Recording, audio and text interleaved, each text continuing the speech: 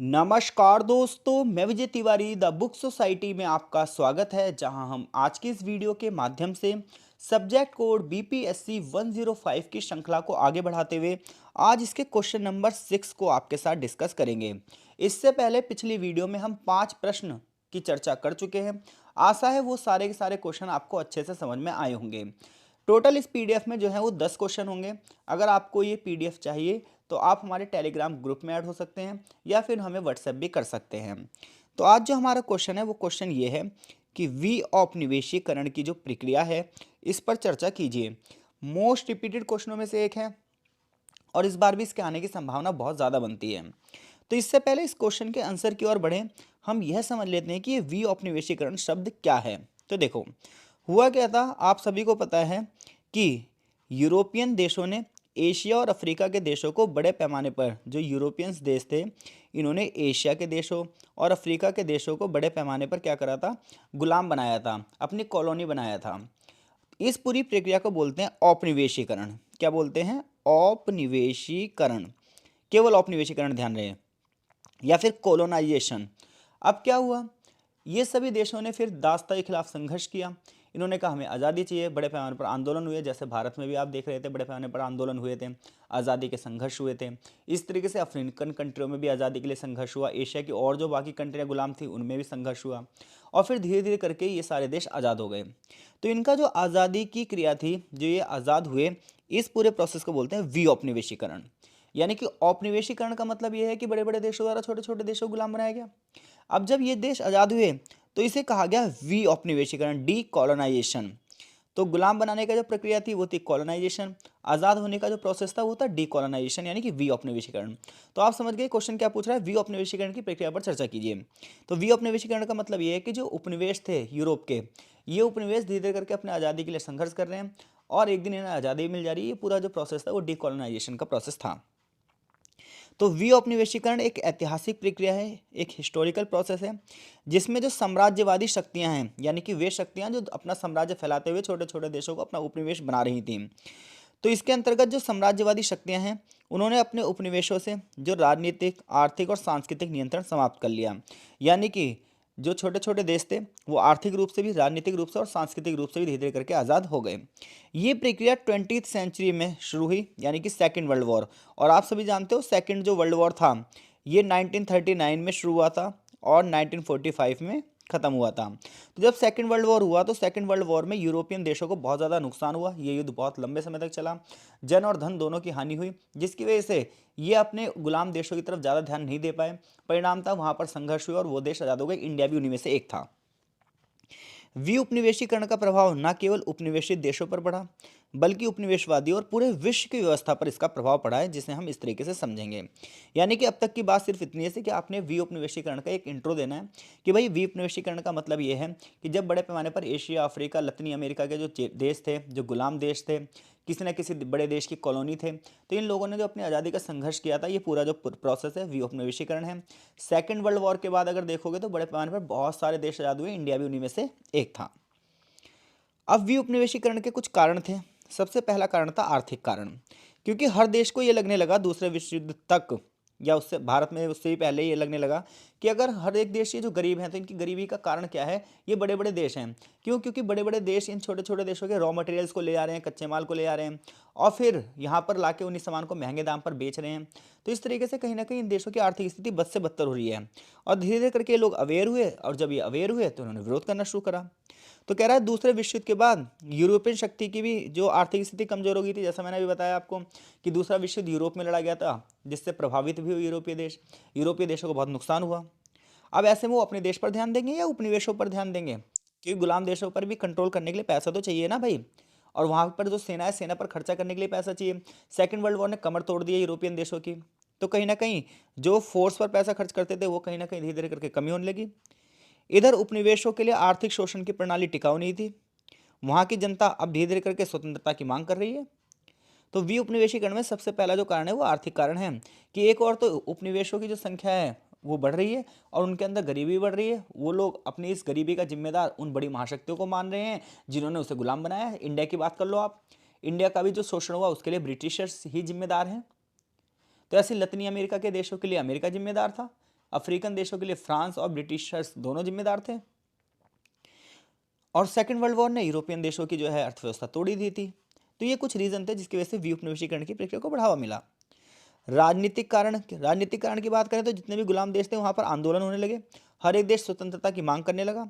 भारत हो या अफ्रीका, दक्षिण पूर्वी एशिया के देश हो, इंडोनेशिया हो, मलेशिया हो, सिंगापुर, थाईलैंड, कहीं पर की बात कर लो आप, सब ने अपने अपने शासकों को चुनौती दी और धीरे धीरे करके चीज़ें आज़ाद होने लगी। इसके बाद आता है सामाजिक और सांस्कृतिक कारण। जितने भी देश थे वो अपने समाज की, अपनी संस्कृति का सम्मान चाहते थे। जैसे ब्रिटिशर्स हमारे यहाँ क्रिश्चियनिटी को फॉलो करवाना चाहते थे, लेकिन भारतीय लोग धीरे धीरे करके अपने धर्म, अपनी संस्कृति की बात करने लगे। सांस्कृतिक पुनर्जागरण होने लगा, समाज एकजुट होने लगा। और फिर समाज जब एकजुट होता है तो कोई भी अत्याचारी सत्ता ज़्यादा लंबे समय तक नहीं चल पाती है। और वैश्विक दबाव में क्या हुआ, अमेरिका और सोवियत संघ जो थे इन्होंने उपनिवेशवाद का विरोध किया। अमेरिका और सोवियत संघ दोनों के बीच में संघर्ष चालू था, शीत युद्ध, और दोनों अपना क्षेत्र बढ़ाना चाहते थे। और ऐसे में उन्होंने बड़े पैमाने पर बहुत सारे देशों की आज़ादी में एक महत्वपूर्ण भूमिका निभाई। तो एग्जाम में अगर क्वेश्चन पूछता है विउपनिवेशीकरण की प्रक्रिया पर चर्चा कीजिए, तो सबसे पहले आप बताओगे विउपनिवेशीकरण क्या होता है। फिर आप बताओगे विउपनिवेशीकरण के कारणों में पहला आर्थिक कारण है, फिर राजनीतिक कारण है, फिर सामाजिक कारण है, और फिर वैश्विक दबाव है। अब हम बात कर रहे हैं विउपनिवेशीकरण का प्रोसेस क्या था। तो सबसे पहली बात तो ये है कि शांतिपूर्ण तरीके से ज़्यादातर देश आज़ाद हुए हैं। कुछ उपनिवेशों में स्वतंत्रता बिना संघर्ष के प्राप्त हुई।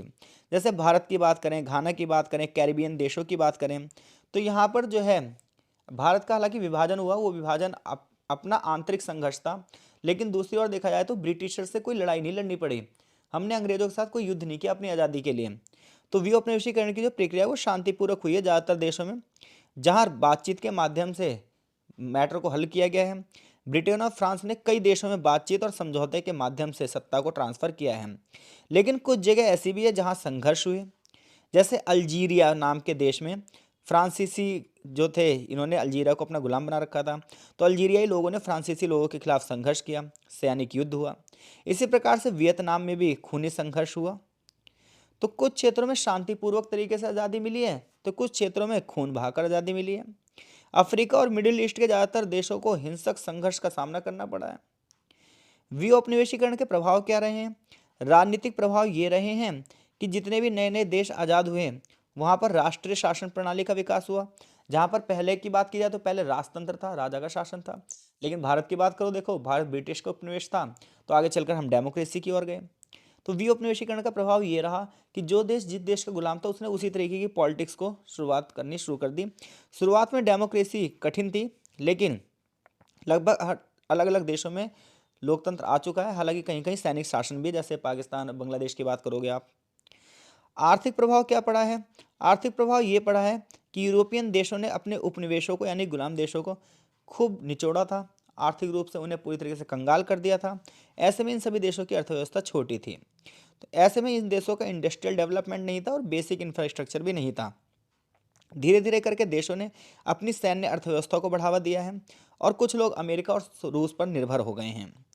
सामाजिक प्रभाव ये पड़ा है कि भले ही ये देश आज़ाद हो गए हों, लेकिन वेस्टर्न का जो कल्चर है, इनकी जो वेस्टर्नाइजेशन हो गया है इन देशों का, ये बड़ी समस्या में रही है। भारत देख लो, आज़ाद तो हो गया है, लेकिन अगर आप भारत की भाषाई विविधता देख लो, जातीय संघर्ष देख लो, सांस्कृतिक पहचान देख लो, तो ये सब धीरे धीरे करके वेस्टर्नाइजेशन इसका होता जा रहा है, पश्चिमीकरण होता जा रहा है। तो ये समाज पर प्रभाव पड़ा है विउपनिवेशीकरण का। विउपनिवेशीकरण ने एक इंटरनेशनल ऑर्गेनाइजेशन या फिर मैं बोलूँ इंटरनेशनल सिस्टम बना दिया है। बड़े पैमाने पर देश आज़ाद हुए और यूएनओ नाम की जो संस्था है, इसने कहीं ना कहीं शांति के लिए कार्य करना शुरू करा। विश्व की राजनीति में तीसरी देशों का उदय हुआ है, जिन्हें गुटनिरपेक्ष आंदोलन के बारे में आपने पहले पढ़ा भी होगा कि भारत और अन्य 5 देशों ने मिलकर गुटनिरपेक्षता की शुरुआत करी और आज इसमें लगभग 120 देश शामिल हैं। औपनिवेशिक शक्तियां जो धीरे धीरे करके थी वो अलग तरीके से अपने आप को सेटलमेंट करने लगी और एक नई विश्व व्यवस्था स्थापित हो गई। तो इस प्रकार से अगर हम देखें तो विउपनिवेशीकरण की एक प्रक्रिया जो है जटिल है। इसने देशों को आज़ादी दिलाई है, लेकिन उनके सामने नई नई समस्याओं को भी सामने रख दिया है, जैसे राजनीतिक अस्थिरता। बड़े पैमाने पर अगर आप देखोगे बहुत सारे देशों में राजनीति अस्थिर है, बार बार तख्ता पलट होते हैं, बार बार सरकारें गिरती हैं, संघर्ष होते रहते हैं, विकास नहीं हो पा रहा है ज़्यादा। ठीक है, संस्कृति को लेकर भी संघर्ष देखने को मिल रहे हैं। तो अगर एग्जामिनर क्वेश्चन पूछता है भाई विउपनिवेशीकरण की प्रक्रिया बताओ, तो सबसे पहले विउपनिवेशीकरण की प्रक्रिया को आप समझाओगे, फिर उसके कारण बताओगे, फिर उसके परिणाम बताओगे और फिर निष्कर्ष लिखोगे। अगला क्वेश्चन बहुत ही अच्छा क्वेश्चन है कि संसदीय सर्वोच्चता के सिद्धांत की व्याख्या कीजिए। तो देखो, संसदीय सर्वोच्चता का मतलब क्या है, पहले हम ये समझते हैं फिर आंसर की ओर जाते हैं। तो देखो, सरकार के तीन अंग होते हैं, एक होता है कार्यपालिका, एक होता है विधायिका और एक होता है न्यायपालिका। जैसे अगर हमारे देश में देखोगे तो हमारे देश में संसद सर्वोच्च नहीं है। अगर संसद कोई भी कानून बनाती है, संसद मतलब विधायिका कोई भी कानून बनाती है, तो न्यायपालिका उस कानून का न्यायिक पुनरावलोकन करती है, यानी कि जांच करती है। और अगर वो कानून कानून के तरीके से नहीं बना है तो न्यायपालिका को यह अधिकार है कि वो संसद को रोक सकती है कि भाई आप ये कानून नहीं बना सकते, लोगों के अधिकार नहीं छीन सकते आप। लेकिन जब आप संसदीय सर्वोच्चता की बात करते हैं तो संसदीय सर्वोच्चता में संसद द्वारा बनाए गए कानून सबसे ज्यादा मान्य होते हैं और न्यायपालिका में भी इन्हें चुनौती नहीं दी जा सकती। तो सबसे पहले संसदीय सर्वोच्चता का अर्थ मैं आशा करता हूं आप समझ गए होंगे कि भैया संसदीय सर्वोच्चता का मतलब यह है कि संसद ने अगर कोई भी कानून बनाया है तो उस कानून को न्यायपालिका जो है वो गलत साबित नहीं कर सकती, न्यायपालिका उसके ऊपर क्वेश्चन नहीं उठा सकती। जबकि भारत में जो है संसदीय सर्वोच्चता नहीं है, संसदीय प्रणाली है।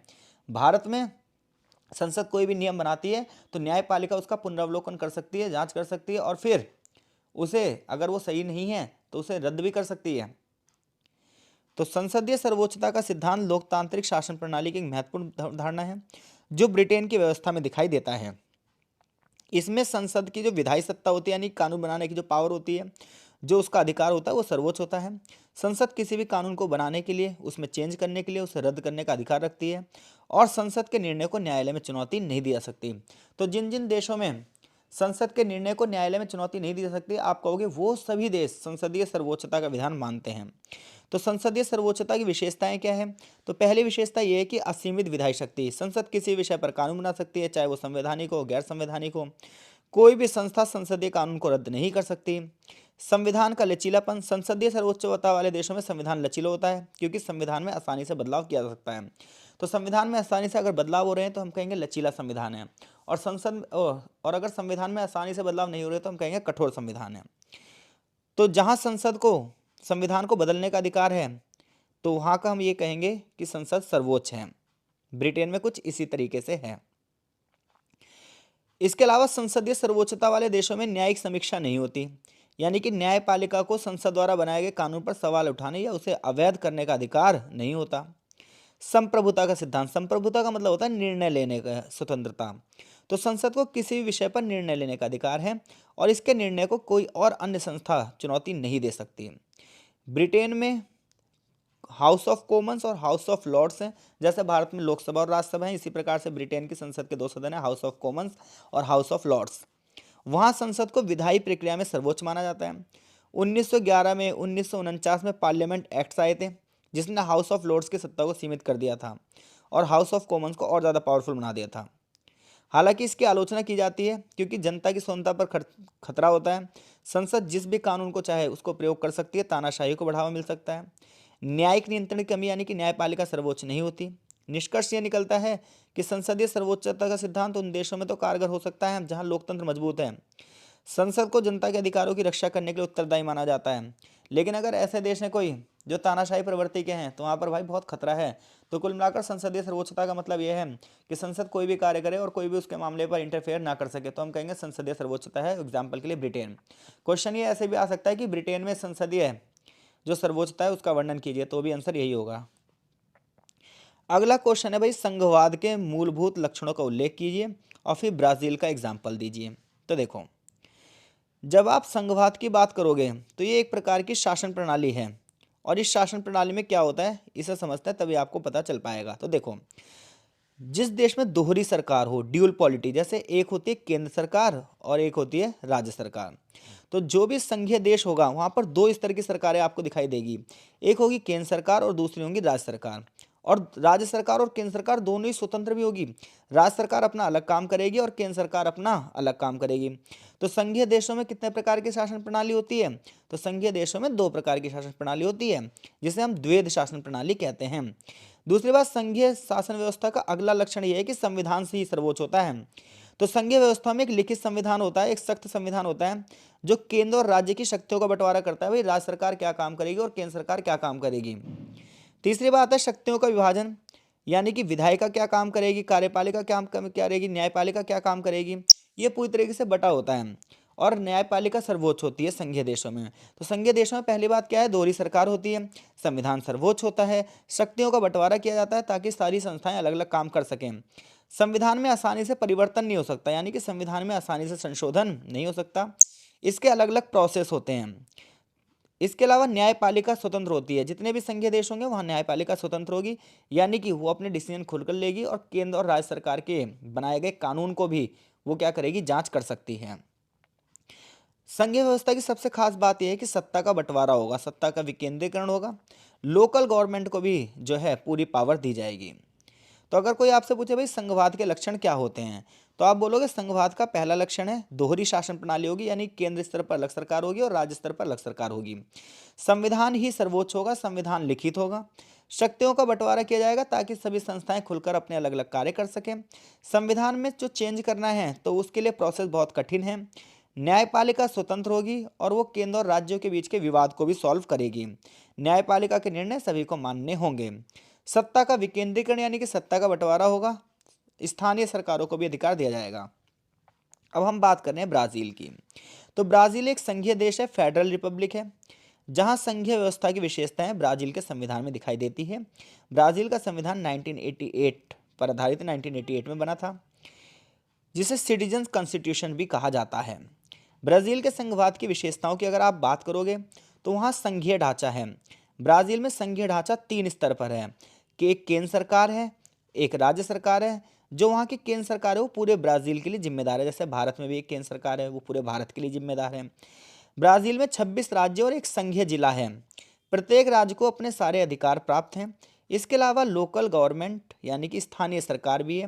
कह रहा ब्राजील में लगभग 5500 नगर पालिकाएं जिन्हें विशेष शक्तियां दी गई हैं। इसी तरीके से भारत में भी भाई 3 तरह की सरकारें, ध्यान रखना। इसके अलावा ब्राजील के संविधान में शक्तियों का स्पष्ट विभाजन किया गया है। एक है एक्सक्लूसिव शक्तियां जो केंद्र सरकार काम करती है, जैसे देश की सुरक्षा, विदेशी मामले, बैंकिंग सेक्टर, ये सब एक्सक्लूसिव शक्तियां यानी केंद्र सरकार काम करेगी। सहवर्ती शक्तियां ऐसी हैं जिसमें केंद्र सरकार और राज्य सरकार दोनों मिलकर काम करती हैं, जैसे एजुकेशन के सेक्टर पर, एनवायरनमेंट के सेक्टर पर राज्य सरकार और केंद्र सरकार दोनों मिलकर काम करेगी। शेष शक्तियां ऐसी हैं जो शक्तियां संविधान में नहीं हैं, वो राज्यों और नगर पालिकाओं को दी जाती है। ब्राजील में राज्यों और नगर पालिकाओं को अपने क्षेत्र में शासन करने के लिए अधिकार दिए गए हैं। वो संविधान को अपनाती हैं, टैक्स भी लगाती हैं और रिसोर्सेज का मैनेजमेंट भी करती हैं। ब्राजील में न्यायपालिका पूरी तरीके से स्वतंत्र है, जो राज्य और केंद्र सरकार के बीच में विवादों को भी सुलझाती है। वहाँ एक सुप्रीम फेडरल कोर्ट है जो संविधान की व्याख्या भी करता है। ब्राजील की बात करें खास तौर पर, यह वित्तीय संघवाद है। यहाँ पर अच्छे से फाइनेंस मैनेजमेंट किया जाता है कि भाई संघीय सरकार का बजट क्या होगा, राज्य सरकार का बजट क्या होगा और स्थानीय स्तर पर बजट क्या होगा। एक बैलेंस बजट रहता है यहाँ का।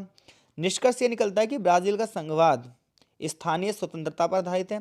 हालांकि इसमें बहुत सारी चुनौतियाँ भी हैं, जैसे क्षेत्रीय विषमताएं हैं। अगर हम देखें ब्राज़ील की बात करें तो वहाँ पर भौगोलिक विविधताएं बड़ी असमान हैं। राजनीति अस्थिर रहती है, संघर्ष भी कई बार देखने को मिलते हैं।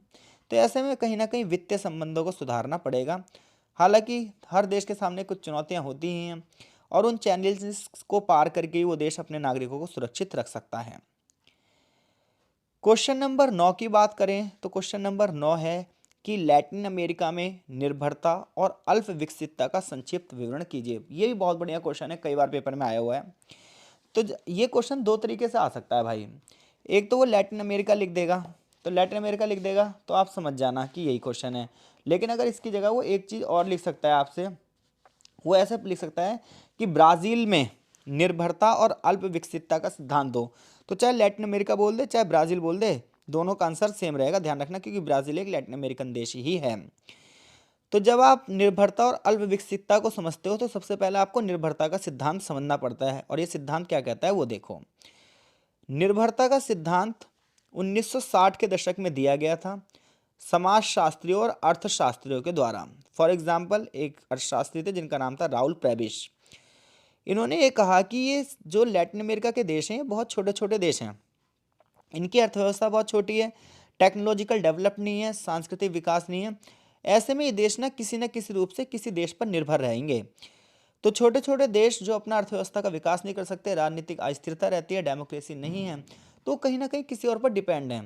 तो निर्भरता का सिद्धांत ये कहता है कि जो देश छोटे होते हैं, जिनकी अर्थव्यवस्था कमजोर होती है, पिछड़ापन रहता है, दंगे फसाद होते हैं, वो कहीं ना कहीं किसी बड़े देश पर निर्भर रहते हैं। इसी प्रकार से जो लैटिन अमेरिका के देश हैं, लैटिन अमेरिका के जो देश हैं, इनकी अर्थव्यवस्था ज़्यादा अच्छी नहीं है, तकनीकी व्यवस्था अच्छी नहीं है, सांस्कृतिक रूप से पिछड़े हुए हैं, इसलिए इन्हें बड़े देश पर निर्भर रहना पड़ रहा है। विकसित देश और विकासशील देशों के बीच में जो संबंध होते हैं शोषणकारी होते हैं, क्योंकि बड़े बड़े देशों को पता है छोटे छोटे देश हम पर डिपेंड हैं, तो ये क्या करते हैं, उन पर गलत नीतियां थोपते हैं और कैसे भी करके अपना मैक्सिमम प्रॉफिट निकालते हैं। ये वहाँ के रॉ मटेरियल को ले आते हैं, वहाँ के मजदूरों से मजदूरी करवाते हैं बहुत सस्ते मूल्य पर, और फिर जो सामान बनता है उन्हीं के बाजारों में महंगे महंगा बेच दिया जाता है। तो निर्भरता का सिद्धांत ये कहता है भाई छोटे छोटे देश बड़े बड़े देशों पर निर्भर हैं। लैटिन अमेरिकन देश भी बहुत छोटे छोटे हैं, किसी न किसी के गुलाम रहे हैं, तो ये कहीं ना कहीं बड़े बड़े देशों पर डिपेंड हैं और इसी वजह से इनका बड़े पैमाने पर शोषण किया जाता है।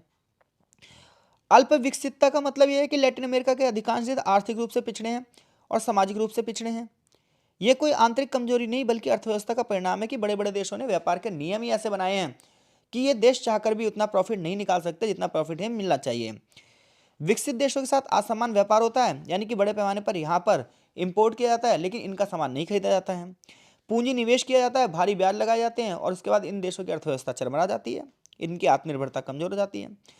लैटिन अमेरिकन जो देश है यहाँ की जो अर्थव्यवस्था है कृषि पर निर्भर है, खनिजों पर निर्भर है, जिसकी वजह से इनकी स्थिति और कमजोर हो जाती है।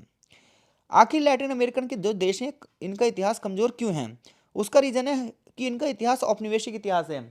ये देश किसी न किसी यूरोपियन शक्तियों के गुलाम रहे हैं और इन यूरोपियन शक्तियों ने अपनी लालच को बढ़ावा देते इनके संसाधनों का शोषण किया है, इनकी अर्थव्यवस्था को बर्बाद कर दिया और इनके रॉ मटेरियल को ये बड़े पैमाने पर ले गए हैं। यहाँ पर ये पूरे जितने भी देश हैं लैटिन अमेरिकन देश, अगर हम बात करें बोलाविया की बात कर लो, चाहे आप पेरू की बात कर लो, इक्वाडोर की बात कर लो, ब्राज़ील की बात कर लो, अर्जेंटीना की बात कर लो, चिले की बात कर लो, ये सब विदेशी पूंजी पर निर्भर हैं। एमएनसी कंपनियां यहाँ पर लगी हैं और अपना फ़ायदा उठाई जा रही हैं, अपना फ़ायदा उठा जा रही हैं। इन देशों का नाम मात्र का विकास हो रहा है लेकिन मैक्सिमम प्रॉफिट बड़े देशों का हो रहा है। वैश्विक व्यापार संरचना में लैटिन अमेरिकन देशों को कम मूल्य वाली वस्तुओं का निर्यात करना पड़ता है। परिणाम इसका ये हो रहा है कि इन देशों में गरीबी बढ़ती जा रही है, बेरोजगारी बढ़ती जा रही है, समाज में असमानता बढ़ती जा रही है, राजनीति अस्थिर होती जा रही है। समाधान इसका ये निकलता है भाई कि इन देशों ने आयात प्रतिस्थापन का मतलब ये होता है कि जो सामान आपको बाहर से मंगाना पड़ रहा है वो सामान आप अपने देश में बनाओ, तभी आपके देश से जो पैसा बाहर जाता है वो बच पाएगा। तो इस तरीके से ये देश आज धीरे धीरे करके आगे बढ़ तो रहे हैं लेकिन अभी भी चुनौतियां इनके सामने बनी हुई है। निष्कर्ष कुल मिलाकर ये निकलता है कि इन देशों को आयात प्रतिस्थापन, स्पेशल इकोनॉमिक जोन जैसी पॉलिसीज चलानी चाहिए, लेकिन बड़े बड़े देशों को भी उदारता दिखानी चाहिए कि अगर उन्होंने इन देशों का शोषण किया है, वो इन देशों के बल पर अमीर बने हैं, तो यहाँ पर वो कुछ पैसा डोनेट करें और यहाँ के क्षेत्रों का डेवलप करें। लास्ट क्वेश्चन इस पीडीएफ के हम पढ़ रहे हैं, क्वेश्चन नंबर 10 कि चीन में साम्यवादी पार्टी के उदय पर टिप्पणी करो। यानी कि चीन में अगर आप देखोगे तो कम्युनिस्ट पार्टी का शासन है, कम्युनिस्ट पार्टी ऑफ चाइना है वहाँ पर, और उस कम्युनिस्ट पार्टी का उदय आखिर चीन में हुआ कैसे, क्वेश्चन आपसे ये पूछ रहा है। तो देखो 1917 में जब रूस में क्रांति हुई तो उस क्रांति से प्रेरित होकर 1921 में चीन में कम्युनिस्ट पार्टी बनी। तो चीन में कम्युनिस्ट पार्टी 1921 में बनी। ये चीन की विचारधारा से प्रेरित थी, मार्क्सवादी विचारधारा से प्रेरित थी। इसके पीछे कई कारण थे। पहला कारण था औपनिवेशिक हस्तक्षेप। हुआ क्या, 19वीं सेंचुरी में ब्रिटेन, फ्रांस, जापान ये सब क्या चाह रहे थे, ये सब चाह रहे थे कि वो चीन को कंट्रोल कर लें, वो चीन का शोषण करें। ऐसे में चीन की जनता में असंतोष फैल गया। चीन की जनता ये नहीं चाहती थी कि कोई भी बाहरी शक्ति आए उन्हें कंट्रोल कर ले। ऐसे में धीरे धीरे करके जो चीन की जनता थी वो एकजुट होने लगी, किसान विद्रोह होने लगे, मजदूर विद्रोह होने लगे, और फाइनली धीरे धीरे करके 1949 में जब चीन आज़ाद हुआ तो वहाँ पर कम्युनिस्ट पार्टी की सरकार बन गई। चीन में अफीम युद्ध हुए थे। अफीम युद्ध क्यों हुए थे, इसके लिए आपको चाइना की हिस्ट्री पढ़नी पड़ेगी। एक सब्जेक्ट कोड है BHIE 141, उसे पढ़ के आप तो अफीम युद्ध के बारे में आपको पता चलेगा। होता क्या था, यूरोपियन जो शक्तियाँ थी वो चाइना को सामान बेचती थी, माफ कीजिएगा, चाइना से सामान खरीदती थी और बदले में चाइना को सोना और चांदी में भुगतान करती थी। अब क्या हो, ब्रिटेन ने सोचा यार मैं अगर सोने और चांदी में चाइना को भुगतान करूंगा तो धीरे धीरे करके मेरी अर्थव्यवस्था खराब हो जाएगी। तो इनने क्या करा, इनने निकाला अफीम, भारत से अफीम उगवाई और फिर जाके चाइना के लोगों को अफीम की लत लगा दी। अब चाइना में अफीम की डिमांड बढ़ने लगी। चाइना को अफीम बेचकर जो पैसा मिलता था ये ब्रिटिशर्स को, ये फिर उससे चीनी मिट्टी के बर्तन, रेशम खरीद लेते थे। धीरे धीरे करके जब चीन की सरकार को ये लगने लगा कि यार हमारी अर्थव्यवस्था खराब होती जा रही है और हमारी 30% 40% जनता अफीम की लत से परेशान है, तो उन्होंने अफीम को इलीगल घोषित कर दिया। इधर अफीम को इलीगल घोषित कर दिया तो अफीम को लेकर ब्रिटिशर्स ने क्या करा, अटैक कर दिया और अफीम युद्ध में चीन हार गया। 2 बार अफीम युद्ध हुए थे, चीन हार गया इस अफीम युद्ध को और इस पर चीन का गहरा प्रभाव पड़ा और इसके बड़े बड़े क्षेत्रों पर कब्जा कर लिया गया। तो कहीं ना कहीं अफीम युद्ध ने जो है चीन की संप्रभुता को ठेस पहुंचाई, जिसकी वजह से यहाँ के लोगों में एकजुटता बढ़ी, राष्ट्रवाद की भावना बढ़ी।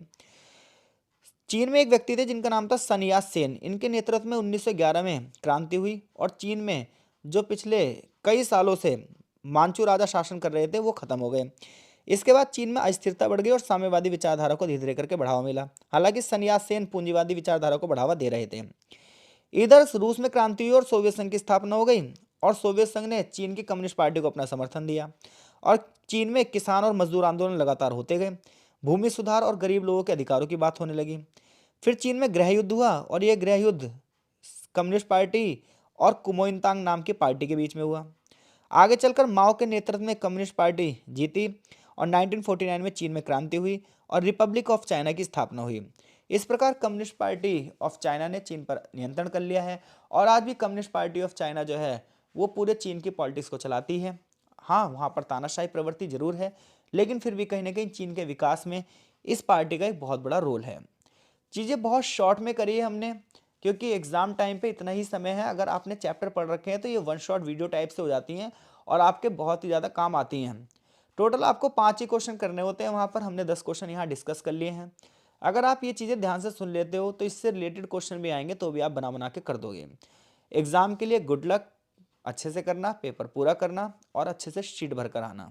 बहुत बहुत धन्यवाद।